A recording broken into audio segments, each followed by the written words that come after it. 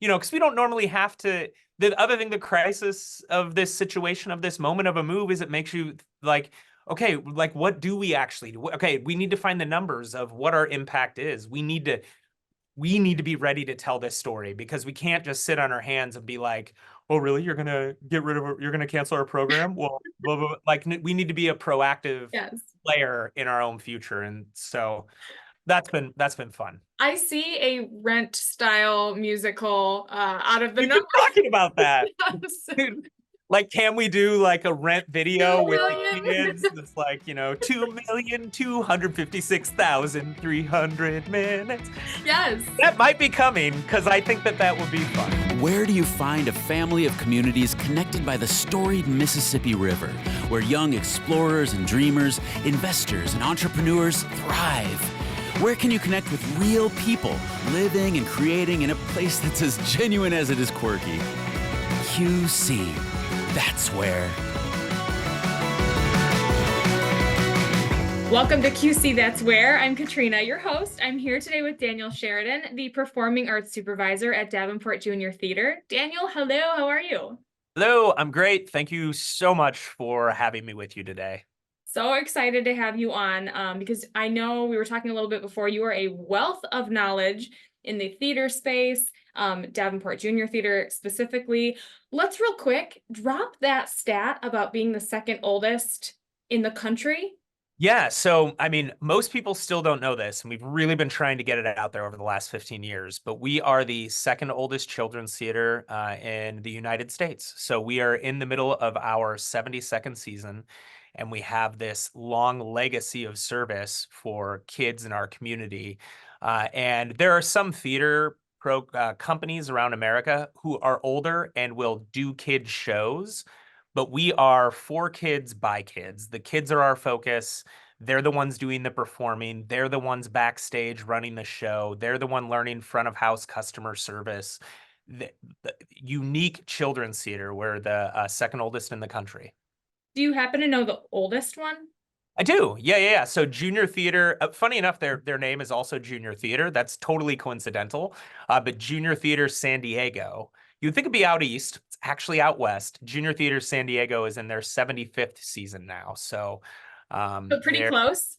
it's pretty 72, close. 75. Yeah, Yeah, pretty close. that's absolutely wild. I think people don't realize that. It's really easy to take for granted what's in your backyard, you know? Yeah, absolutely. And, just real quick, briefly about the history of the organization. Mary Fleur Nicewander was the founder of the program, and she started the program back in 1951 when her husband moved here. They were traveling actors and performers, and he died suddenly of a gallbladder complication, and she was sort of stranded here with her three kids and just herself, and she started teaching voice diction and elocution classes in the late 40s. And then she got linked up with somebody from the Women's Recreation League to go out into the parks in 1951 to offer basically theater classes to kids. And that's how Junior Theater was born, was out in the Davenport Park system.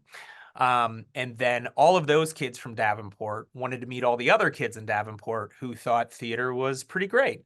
And they did their first production in 1952 of Oscar Wilde's Star Child. And then things just continued to grow from there. And then today, not only do we have Davenport kids, but we have kids from over 35 cities and communities who are registered participants in our program every year. So we're a vast regional draw with around 2,000 enrollments a year. And, the average student, when we say enrollment, the average student is getting 18 hours of lead instructed time. So 2,000 times 18 are the direct hours that we're kind of in there and serving the kids. So it's a great place for, kids who are interested in theater, but also kids who just want to maybe socialize, try something new, learn a skill. Yeah, well, and I mean, ultimately, our goal is not to create the next Tony Award winning actor. So, although we do have a Tony Award winning producer amongst our alumni, which is pretty cool. But really, I mean, the goal is, yeah, exactly that. Fun is the most important thing to learning. is that the kids are here having fun. And then using theater and dance, we build those communication skills so that kids can lead with clarity and confidence and be creative their whole life. So whether that's coaching a little league team or working a job in sales or standing up in the boardroom, that they can just contribute as citizens to our community. So bring it back to your beginning with Davenport Junior Theater. How did you get started and what was your draw to it? So beginning me as a kid or beginning me as a professional? Take us back as far as it goes. Okay, cool. So I grew up in Davenport. I grew up in the west end of Davenport over by Gunchie's Pizza, went to Hayes Elementary, Smart, and then West High. But when I was in elementary school, I started to get interested in acting and storytelling from blooper reels on TV shows when I realized, like, oh my gosh, those are like people telling stories that matter to me. And so I'd ask my parents, I want to take theater classes. I was really shy. They didn't sign me up because it was all the way across town. But I just happened to win a free class at a big school event, and it changed. But it set the course of my life, and I've been doing theater ever since. So I started doing junior theater here when I was about 12 years old, so around 1995. And then I have not been here that whole time. But that's when I first got involved, and I took a class, and then I joined the main stage, and then I was a teenage staffer here growing up. So it was pretty cool. We still have a teenage staff. We call them the junior staff, and there's 6 of them, and there's not many people who can say as a teenager, I was paid and employed at a theater to help run and develop classes and costumes and props and sets. So yeah, that's when my initial contact with the organization began. And then as you kind of developed your theater career, did you study that in college? What was kind of your like education background? Yeah, so I did end up studying theater at St. Ambrose University. I was there for 4 years, and I actually, when I went into St. Ambrose, initially my exclusive focus was going to be just on acting. That was the exclusive area I thought I was going to pursue, and then over the course of a couple years, I ended up getting really interested in directing, and then I ended up getting really interested in design, and the whole theater experience of as far as art forms go, this is a live art form that requires a bunch of artists to come together, wrap their head around the same vision, and then present it live to the public. And it makes it really special. So I did that. And then I studied abroad at the University of London, Queen Mary, studying performance art. And then I went on I was at the University of Connecticut for 3 years, where I got my my MFA, my Master of Fine Arts in Acting and Storytelling. And I traveled around in the summers working in California and northern Minnesota, did some stuff in New York and places like that. So that was kind of my educational career and a little bit of my early professional career outside the Quad Cities. And then obviously the Quad Cities brought you back. It did. So I found out that, so, okay, as far as the history of junior theater, from 1951 to 1990, Mary Nicewander ran this organization. And she didn't found it, young. She founded it in her mid 40s, and she was, close to 90 when she passed, and she was still running it. So she ran it for that whole time. And then from 1990 to 2005, Bonnie Gunther ran the organization, but she'd been involved for 25 years before that. And then from 2005 to 2008, there were 5 leadership changes for an organization that had such consistency. And it caused a lot of push and pull and fracturing. And the Davenport Parks and Recreation was looking to separate ties with Junior Theater Inc., the nonprofit. And I applied for a $15 an hour, 20-hour a week part-time job out of getting my master's degree to come back and just ask for a year. Just give me 1 year and we'll see what happens. And I've been here for 15 and a half. Oh my Um, gosh, that's and great. yeah, and I only plan to stay for a few years, but I love it. I love it. Like being able to help create more arts opportunities for kids and then the community because of that. There's for me, that is it's just a really valuable way to get to spend my time to get to spend my time. You mentioned earlier how junior theater plays into the full scope of like the theater ecosystem. And for people who necessarily aren't familiar with the Quad Cities, I think it's so important to like take a step back and look and see what all live theater, live entertainment, I mean, from music to, you know, plays and, you know, everything in between. I mean, there's so much talent here. And like, you know, the Spotlight Theater in Moline, you know, professional grade theater in Rock Island at Circa 21, you know, two examples of so many Music Guild, you know, there's so many performing arts opportunities. Can you kind of talk about how, you know, how junior theater is just like step one on the platform of everything else that we have here? Yes, absolutely. Because if you look back 72 years ago, there were not a lot of theater companies there, I don't know if any from 72 years ago still exist. And so junior theater, starting and developing a passion and love and understanding of this art form, then we have Genesius Guild and Playcrafters, and we have the Music Guild, and eventually a Circa 21, and then a Countryside, and all of these, and there's so many more. There's, That's just Black scratching the Box. surface, That totally. is just, yeah, I forgive me, anyone who's listening to this, if I left you out. There's No, so many same. theater There's too many opportunities. to mention everybody. Yeah. Yeah, yeah. And I mean, even just the arts opportunities for kids. So, junior theater now serves kids ages 3 to 18. So we have a preschool program and an early elementary program. The one really unique thing we do now in the Quad Cities is that we're really the only theater youth program that does the pre-K through like 7-year-olds.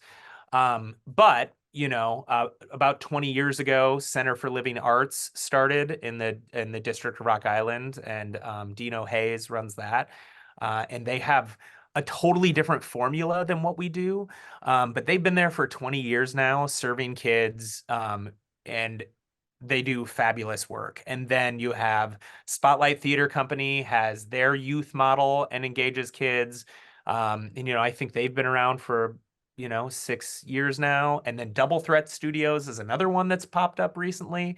And they have a different model for serving kids, and I think it's great. Our students, we try to like love them with an open hand, like serve them with an open hand, and encourage them to go and do other things. Like, I don't think it benefits anyone to be territorial about a kid's Sure. development. Like, go try. You know what I mean? Like, come back to us if you're enjoying yourself here, or go do other things. So, it's it really does contribute to that ecosystem of theater. And a recent very big loss in that ecosystem was St. Ambrose University eliminated their theater department a year and a half ago. And it was like an award-winning, nationally recognized, up until the very end, just this amazingly dynamic theater department, and they eliminated it. And we're going to start feeling, I think, the loss of those trained theater artists that live here locally at some point. But Mhm. yeah. Yeah, I mean, there's so much on the spokes of the wheel of, you know, performing arts around here, and the arts and culture scene is just booming in every single way. Like, you know, not to mention still art, you know, photography. I mean, it's just a creative culture. We are the creative capital of the Midwest. I will stand by that statement, because just like people like yourself, you were brought up here, you had a chance, you were given an opportunity to, you know, explore it. And that's what it takes. That's step one. And I love that that is the beginning of your story, because I think so many people resonate with that. You know, they just needed that chance. Yeah, exactly. Yeah, they just needed that chance. And that's something we're constantly looking at here. We just were able to set up a scholarship fund with the Have Life organization to help kids access theater, because even though I know when you look across the region, we are affordable by comparison, but affordable does not equal accessible. $100 to me is an impossibility for someone else. And so how do we develop those resources to make arts accessible? Yeah. And part of that accessibility journey for junior theater, the nonprofit arm of what we do, our main stage company that the nonprofit runs, they coming out of COVID, we used to charge for tickets for entry. It was $6 for kids, $8 for adults.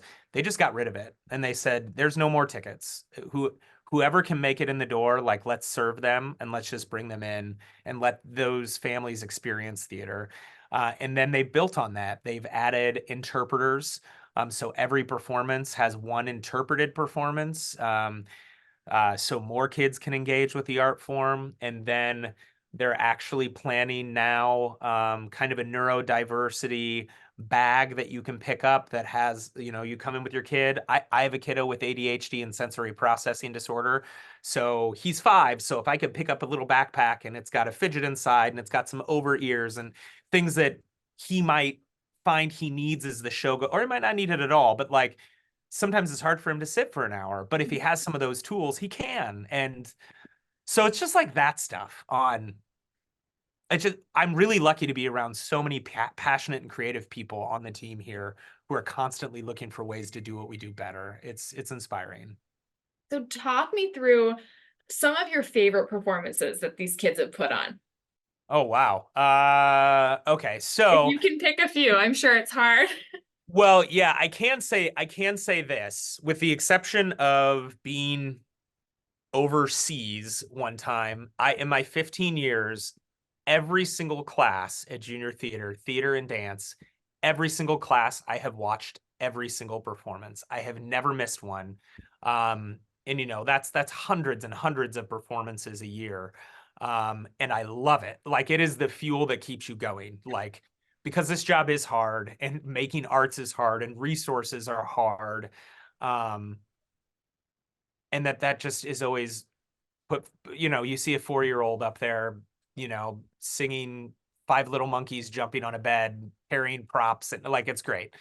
But then favorite performances with our main stage company, we did a production of Pinocchio that I really feel was comprehensive, a really amazing, because for our main stage company, even though it is all kids, the goal is to present powerful theater because it's for kids by kids. So we do the by kids component, but we really have to think the quality of this experience matters. So Pinocchio was a great production. This is maybe 10 years ago now, maybe a little less than that, but it was authored. It was a local playwright who worked on it, and then a director, and we had designers from Augustana and Ambrose involved, and then those and other professionals. It was just a really great show about the exploration of what it is to be human and always be becoming something. I mean, that's what we're all doing. And I think kids are experiencing that on hyperdrive and we forget it. Like, they're literally becoming something. Yeah. And that story of what is this? What am I? What will I be? Is, I don't know. I just love it. I think it's a great story. Yeah. Yeah. So another production we did is, I'm also a mask maker. So we did a production of Jungle Book. Mask work was something I studied in graduate school. So even though it's an audio format, you can see the masks up here on the wall behind me from our production of Jungle Book, where the kids all wore half masks and were designed. Oh, so I'm seeing a bird, I'm seeing a tiger, is that a wolf? Baloo the bear, Okay. and a wolf and a bird and all that. And so learning how to use less of your face as a performer actually makes you aware of your whole body and how you tell the story. So it's That's just very interesting. yeah. And so it's not just like, oh, we're putting up a play. Most people think theater comes with like a book and this is how you do it. And this is what you need to build. And it is anything but that. Like, you just have the words and then you have to create everything. And so It's tiring, but it's good. It's a tall order. That is. Yeah, So absolutely. do the kids seem to rise to the occasion, when you're blocking and you're coming up with new props, or move this way, go, are they like down for the flexibility of it? Yeah, yes, absolutely. And actually, one of the reasons I really love working here is, and especially with young people, is, there's just very little ego and so much curiosity to Really? learn. They don't feel like they know it, they're learning it. And I don't feel like I know it. I feel like I'm learning it. And so I love to be around people who are learning. And the kids really do rise to the challenge. And I've learned never to count a kid out. Like in my first year or two, I learned it within the first year or two, that if a kid keeps showing up, even if you're like, why does this kid keep showing up? This doesn't seem like something that they're apt to do or succeed in. And then they break through and like, oh my gosh. And I learned very early on that it is not my business to have any preconceived notion on why a kid's here. If a kid's here, they get everything. And they're here for a reason. So Oh my yeah. gosh, that's a very cool perspective. You know, Yeah. something good to build on. And yeah, I mean, it goes back to the, just show up and put in the effort, and you get out of what you put into it. I'm sure you see all the time. And that's something too that maybe people don't know about our program, is we not only do the acting, musical theater, improv on the theater end, but we also do costume design, scenic design. I mean, it takes a lot of craftsmanship and art and technology and engineering to do lighting now. Lighting is nothing but computer networking in the air Mm. now. It's changed and grown drastically. And so, there's so much to learn and contribute, playwriting, all of those things. It doesn't just need the person who wants to be out there on the stage. So. Sure. So as an actor yourself, I did stumble upon a blog I mentioned earlier to you, from when you were maybe in a different position at junior theater, Mhm. and there was a lot of references to Shakespeare. Are you Yes. a Shakespeare fan by chance?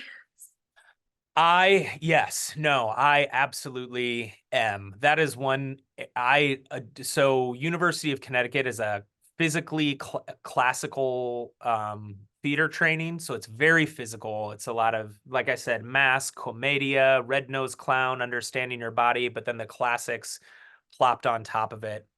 And one of my favorite expressions was, you can go from learning how to do Shakespeare to doing a commercial about laundry detergent. Mm-hmm. You can't go from a commercial about laundry detergent to performing Shakespeare. It is the ultimate training ground, because, one thing that I think makes Shakespeare so special is when you see it performed by people, by anyone, but especially by people who understand. It's kind of like going to a symphony and not trying to figure it out, but having people who can play the instruments so well that it just sort of happens to you. Shakespeare speaks in images and in poetry.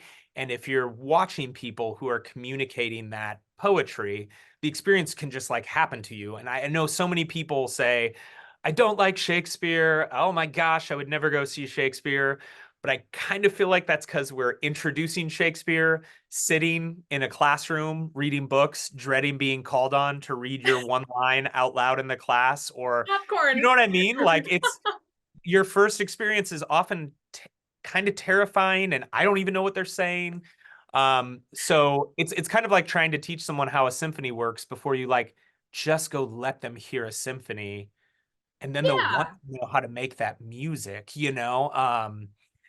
So yeah, I do. I love Shakespeare. I think it's the ultimate training ground for communication and storytelling. And then Shakespeare as sorry, you got me on a rant that I love. I wanted to Shakespeare. hear this. Yes, Okay, please. cool. Yeah. Shakespeare is somebody who was managing his own theater company.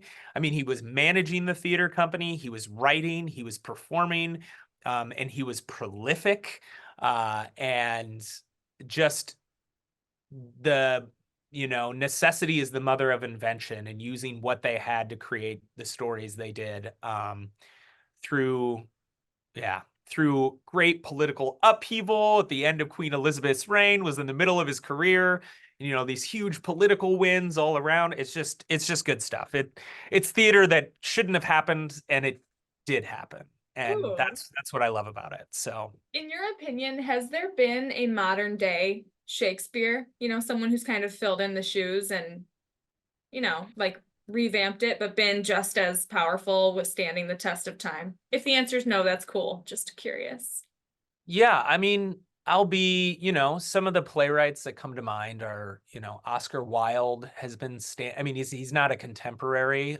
Somebody a little more contemporary, I think, is Arthur Miller or Tennessee Williams. And you know, what's interesting is so Shakespeare now, you know, you do Julius Caesar, but it might be set in the White House.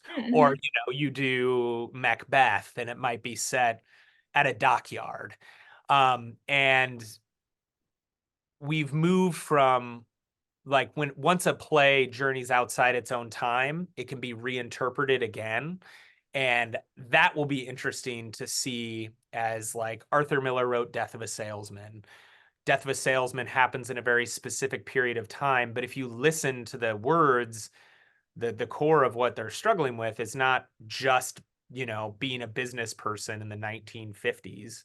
It's deeper than that. And so, you know, as the people who experienced it as contemporaries die, it unlocks the preconceived notion of what it should be, and you could place it somewhere else or put it somewhere else and listen and try to hear it again in a contemporary way. So Thank you. Thank you for the yeah. honestly, thank you for that perspective. I just wanted to get down kind of the theater rabbit hole because I know that you do have a wealth of information, and with the background, it's fun to kind of fun to get that perspective and, you know, see how you're able to like excite the next generation of theater, Sure. right? Yeah. Yeah. Um, And you can always edit me if I get I long-winded. can So there's always that. we don't edit on this podcast. You're All gonna right. get All right. the whole thing. So Uh, the building, we should yeah. talk about the Annie Whittenmeyer complex. Mhm. Have you guys been there since the beginning, and what is next? So when Junior Theater started in 1951, obviously it was a program before it was a facility. And so for the first few years, Junior Theater kind of bopped around doing classes here and there. But they built a show wagon, and it was a mobile stage that traveled around to the parks, and they would perform on a mobile stage.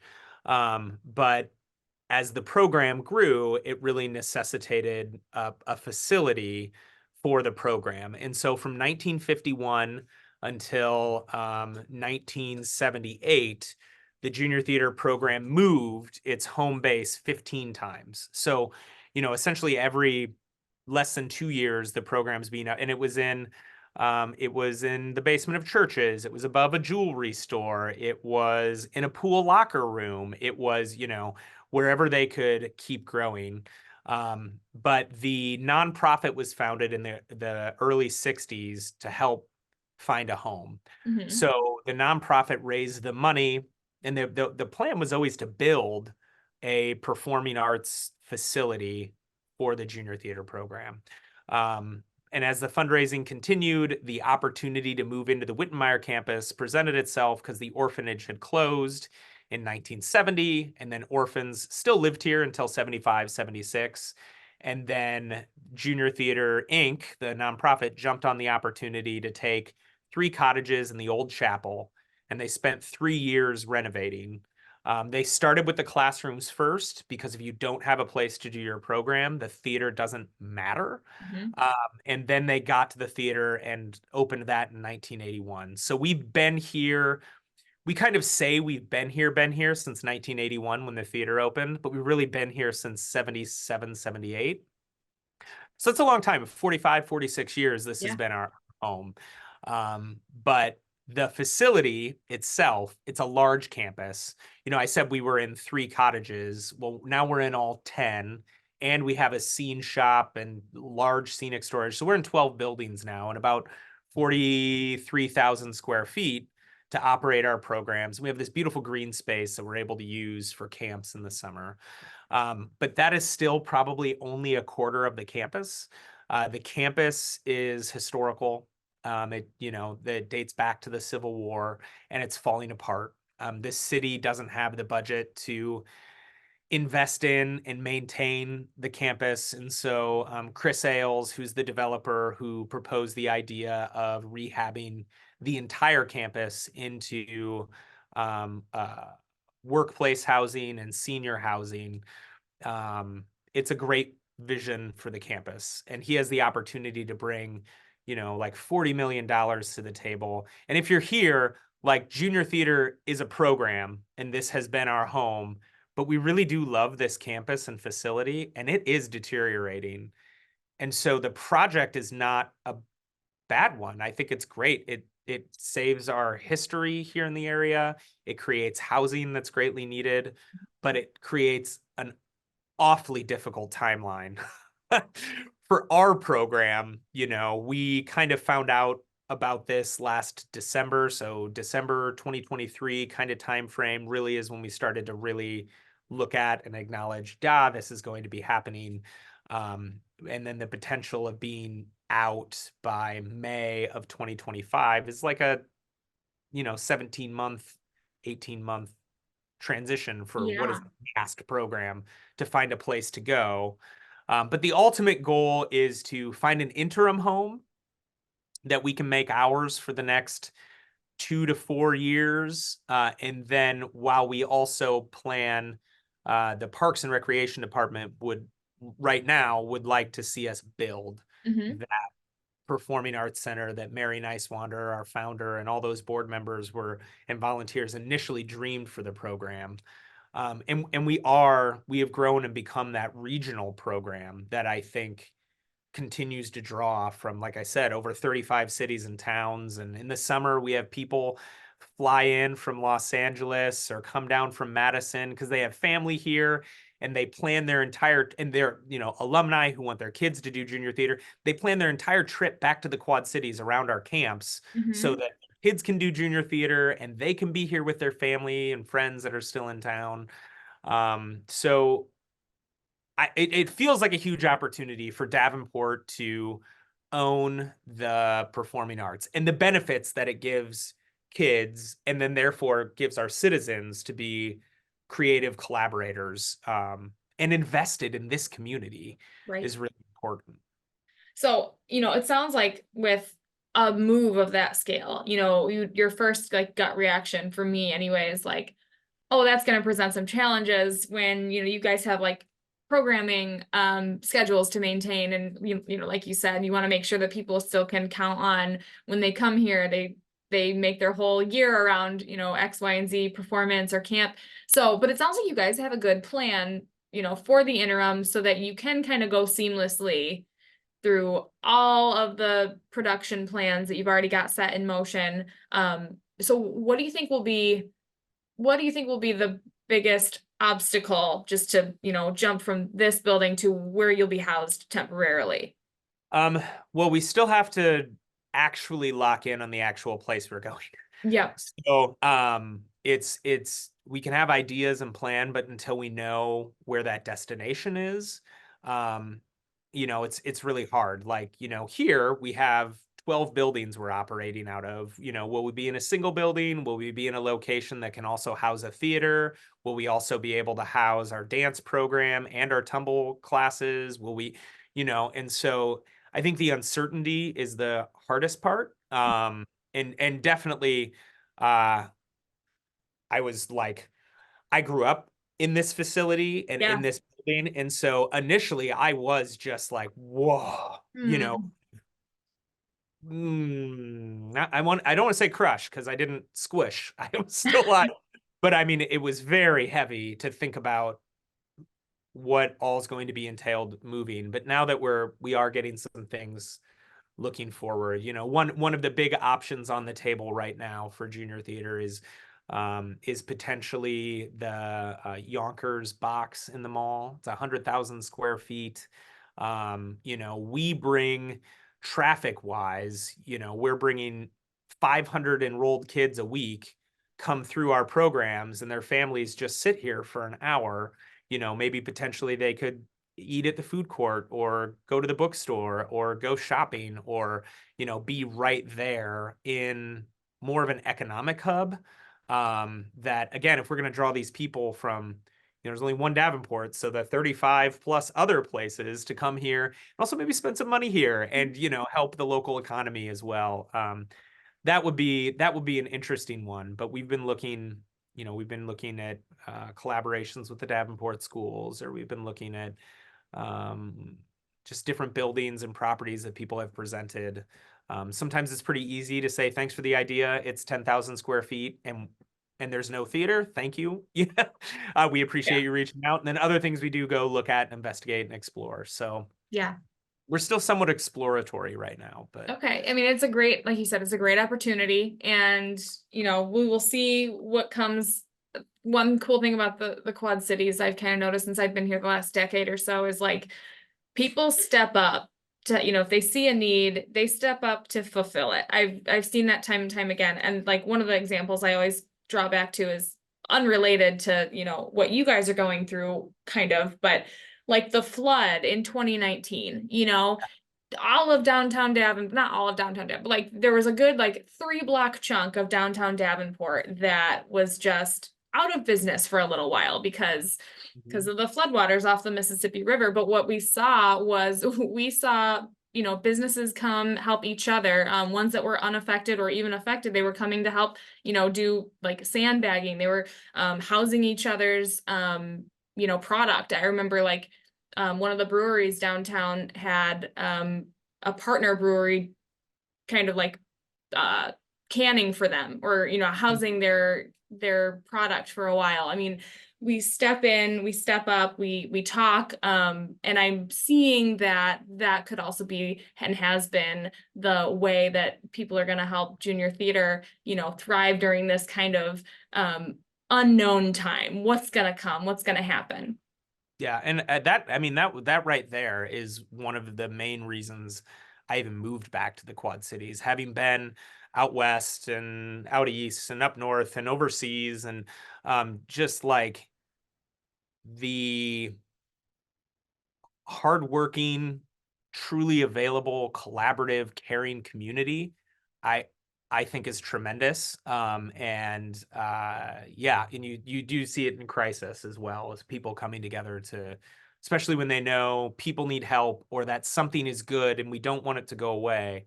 People really do come together to help. And so that's another thing that makes me incredibly hopeful about this challenging time for us, is the amazing community that we get to be a part of. And, especially the more and more that people know and understand the gravity of what Davenport Junior Theater is and how it is and let's say it again, the second oldest children's theater in the United States. That is so huge, something that every Quad citizen should be, and once they hear that, will be extremely proud of. What a cool asset to the community. Yeah, and we came up with some really cool stats that I want to share with you real quick. All right. Let's do it. So of our students who are enrolled, so they're all paid enrollment. This isn't counting like all the kids who come to see what we do, just the direct contact led hours. In 2023, we had 2,256,300 minutes of direct led performing arts instruction, which equals out to 4.45 years of direct led instruction in a calendar year affecting kids. And like, that's cool. It's so cool to get to be part of that. We were just playing around and trying to calculate, because we don't normally have to. The other thing, the crisis of this situation, of this moment of a move, is it makes you like, okay, like what do we actually do? Okay, we need to find the numbers of what our impact is. We need to be ready to tell this story, because we can't just sit on our hands and be like, oh, really? You're going to you're going to cancel our program? Well, blah, blah, blah. Like, we need to be a proactive player in our own future. And so that's been fun. I see a Rent style musical out of the We've been talking about that. Like, can we do like a Rent video with the kids? It's like, 2,256,300 minutes. Yes. That might be coming, because I think that would be fun, but it's a great idea. We'll share it We will Yeah. share it hard if you guys make that. Oh my gosh, it's already in my head. I I'm know. moving along. Yeah. Yeah. Fantastic. Uh, So, what is your message to the community? If you had 5 seconds with someone who's never been here before, hey, I'm Daniel. I'm the performing arts supervisor at Davenport Junior Theater. This is the one thing you need to know about us. One thing you need to know about us. The one thing you need to know about us is we are servants to kids. We are 100% committed to impacting the lives of the youth in our program, and they're our number one priority, and everything we create and build is around them and their success. So, yeah, I think that would probably be it. Thank you so much for peeling back the curtain.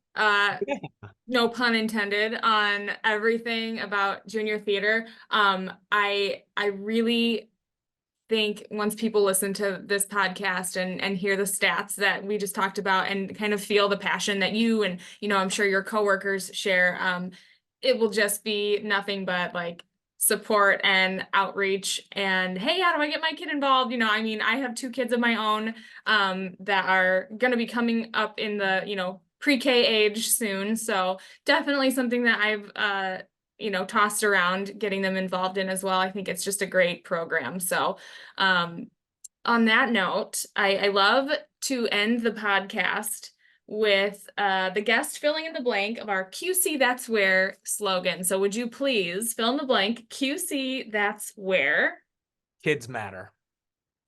I love it. I support that. They matter everywhere, but I think they really matter here. Really matter. One of our kind of pillars that we try to share with people who aren't from here, if they're coming to look for, inspiration to visit with the family, what we say, QC, that's where we're all in for family.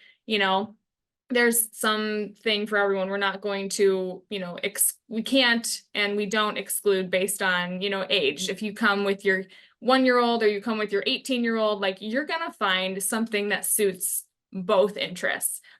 We love to be family friendly. We love to have that kind of attitude. So you guys are obviously playing right into that. Yeah, I get something that's interesting about theater is they don't call it kids theater. They call it theater for young audiences. The link is TYA. And you get the stink eye from people because I just talk a lot about kids. I feel like, yes, theater for young audiences is great, but like the kids element, they're kids. Serve them to have fun and be a kid and be a child. And yeah. So kids matter. They do. Kids matter. I love that. QC, that's where. How can people find you on social media and learn more about you?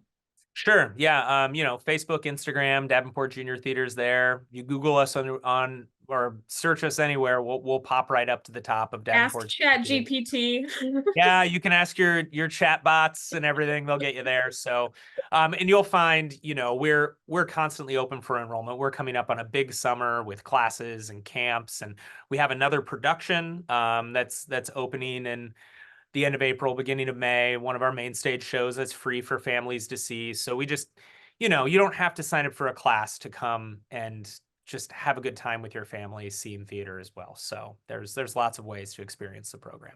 Well said. And please explore all the rest of the creative energy in the Quad Cities. Visit quadcities.com. And thank you again, Daniel. Yeah, thank you so much. This was a blast. And thank you for letting me talk about Shakespeare. Thanks for listening to QC That's Where, a podcast powered by Visit Quad Cities. Text Visit QC to 38314 for insider events, activities, and updates sent straight to your phone. That's VISITQC, one word, to 38314. Message and data rates may apply.